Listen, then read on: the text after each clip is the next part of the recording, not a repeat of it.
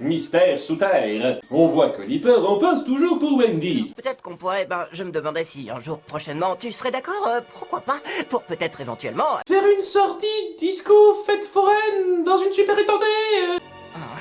te joindre à Mousse, Mabel et moi demain pour une chasse au mystère. Ça veut dire que tu souhaitais pas particulièrement qu'elle participe à cette chasse à la base? Donc c'était soit la sortie en groupe, soit la soirée romantique pour elle. De son côté, on montre rapidement Stan qui fait reconstruire sa baraque. Elle a vraiment pas eu de bol ces derniers jours, hein. Monsieur Fives, est-ce que vous pourriez me dire ce qui a causé des dégâts pareils? Je dois faire un rapport. C'est un très gros pivert.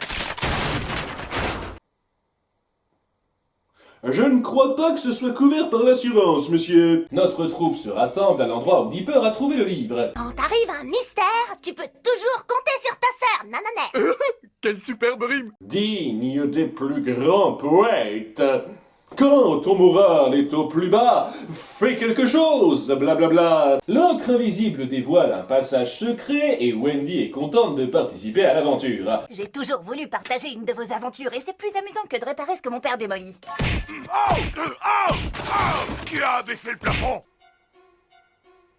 Faudrait peut-être songer à bâtir des pièces plus hautes.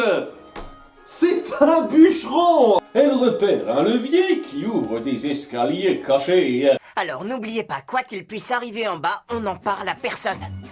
C'est pas toi qui voulais avertir le gouvernement dans l'épisode précédent? Ils entrent alors à l'intérieur d'un bunker. On dirait que cette conserve a été ouverte récemment. Alors peut-être bien que l'auteur vit encore ici? Et que c'est un gros porc qui laisse traîner ses déchets. C'est si compliqué de faire le ménage, il a que ça à foutre. En suivant le chemin, il tombe dans un piège, dont heureusement le bouquin a la solution. Une chance qu'elle n'ait pas été dans le livre 1 ou 2. Et 4!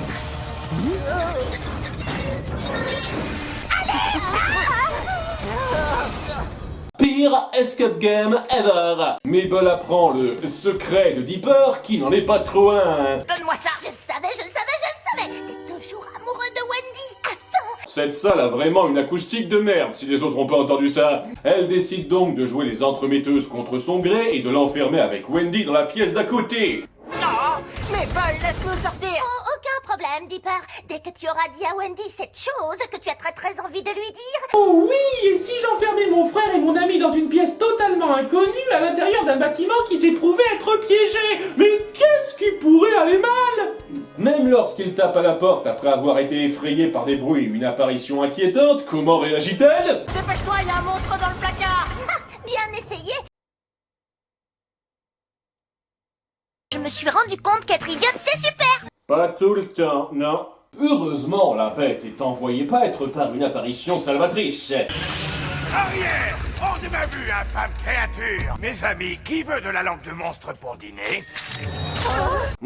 Ça me rappelle que ça commence à dater, ma dernière bonne langue de veau.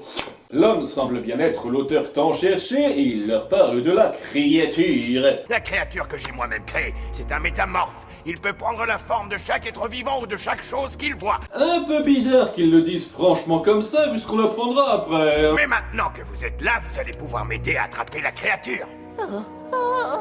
Ah zut, Mabel m'a refilé sa conjonctivite. Mais quelque temps plus tard, il découvre que... Baron Harry découvert les haricots verts qui vous font décoller? Donc apparemment cette bestiole a aussi le pouvoir de dédoublement, et ça me fait me poser deux petites questions, dites-moi. Pourquoi il a dévoilé sa nature exacte aux deux persos qu'il voulait piéger? Et pourquoi il n'a pas simplement pris la vraie forme de l'auteur pour être certain d'entuber la personne qui viendrait? Vous savez, en dehors de « Oh, ça aurait gâché la surprise pour plus tard !» À partir de là, c'est vachement solide. Le métamorphe est une menace très imposante, visuellement perturbante, et oppose une épreuve efficace à nos héros qui doivent l'empêcher de monter à la surface. Le conflit est au beau fixe jusqu'à ce que... Oh, Wendy! Oh non, non, non, non! Oh, s'il te plaît, Bassa, réveille-toi! Est-ce que tu m'entends, Wendy? Oh non, non, non, ça rentrera pas dans mon compteur. Sérieusement, Disney, vous le faites même dans vos séries. Mais en fait, il s'agit d'une fausse Wendy. Le métamorphe s'est dit, et si je me transformais en elle juste avant de perdre conscience? Attention! Trauma journal. Et après un duel crépage de chignon un peu confus, Dipper se retrouve en position de devoir choisir la bonne. Quand on y pense, vous trouvez pas ça dingue que la configuration « je dois choisir entre la bonne personne et son méchant sosie habillé exactement pareil » soit devenu un tel cliché aujourd'hui? Ah, c'est ce genre de rappel subtil qui vous rend content de suivre cette série. Le monstre finit par se faire cryogéniser dans une mise en scène pas mal horrifique pour une série dite jeunesse.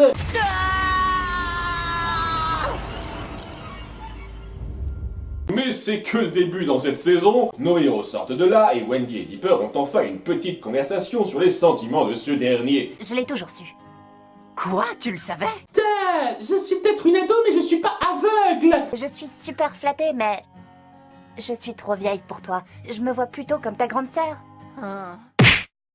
Si un jour tu ne veux plus être mon amie, franchement, je serais capable de me jeter dans le puits sans fond. Vous avez tous eu votre segment à la con là-dedans, moi aussi j'y ai droit. Et non, ça compte pas comme un nouveau moment d'importance, ça. L'Agapar, c'est un excellent développement autour de ce couple où les choses sont enfin mises au point d'une façon assez douce et où les personnages montrent leur compréhension des sentiments de l'autre sans mettre à mal leur amitié. Ça apporte une très bonne conclusion à cet arc de romance. Dommage que ça soit pas totalement une de conclusion.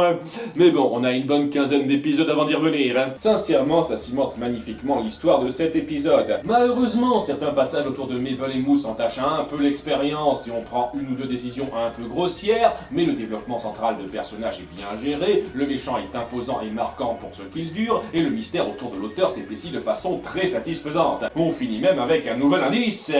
J'ai rien fait. Mousse, ce n'est pas une mallette, mais un ordinateur. En y réfléchissant, pourquoi l'auteur n'a pas consigné ses notes comme ça plutôt que sur des livres? C'était visuellement moins classe, j'imagine.